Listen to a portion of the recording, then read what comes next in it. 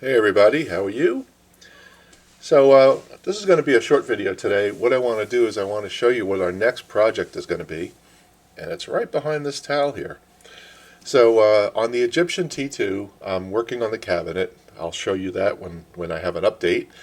Aside from that, once the cabinet's done, the radio will go in and that project will be largely complete. This is our next project, and of course I'm trying to focus on things that you don't see a lot of on YouTube.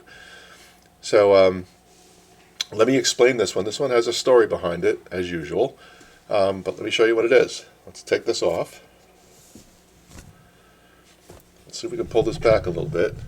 So this is a FATA Bullet 1000 radio in butterscotch. Now you're saying, I don't see butterscotch. That's right, you don't, because someone painted the damn thing. But the case is in perfect condition. There's no cracks. There's no nothing. I'll show you around in a moment. I've already started to remove the paint just to make sure it's doable. And here's one of the original knobs. I'm still working on it. And my project is going to be to get the radio perfect. It does work, but it needs some work in there. And get all the paint off this cabinet. Now, the interesting question is, how do you get paint off of a Catalin cabinet?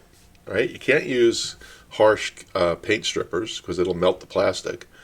So the way that I was able to get this off was just by soaking the knob in some 70% isopropyl alcohol, like this. And I soaked it in there for just about 15 minutes or so, and the paint just kind of came off. I started this one as well.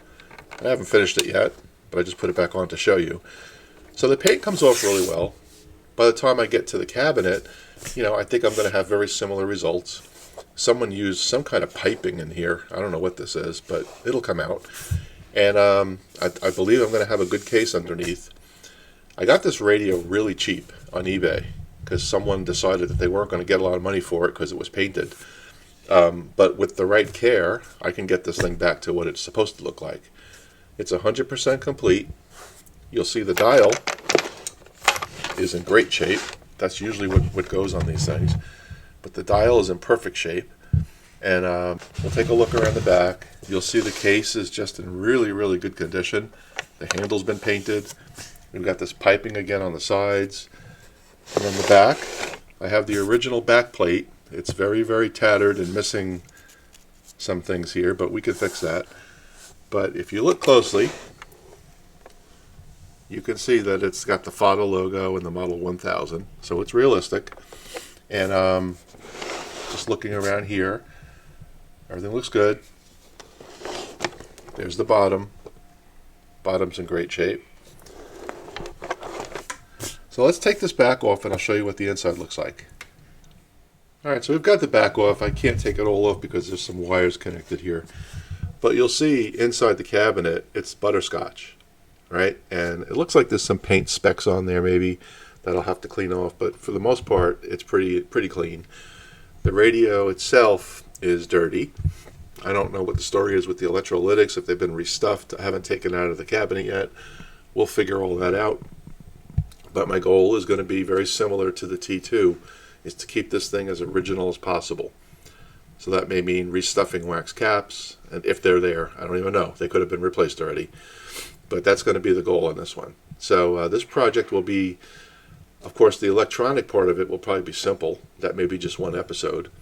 But the bulk of the time is going to be spent on this case. And you'll see this piping I was telling you about. It looks like they've got some yellow tape or something that they've run through the channels here. I'm sure that'll lift up once I soak it. But we've got a nice little butterscotch cabinet there that I hope will come back perfect.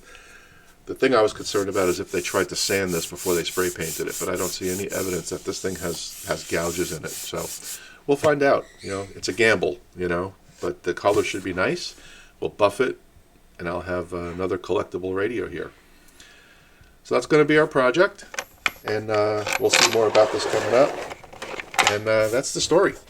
I'll take you through the process of stripping the paint off and just show you how that's going when I'm ready to do that. Other than that, everybody have a great day. Take care.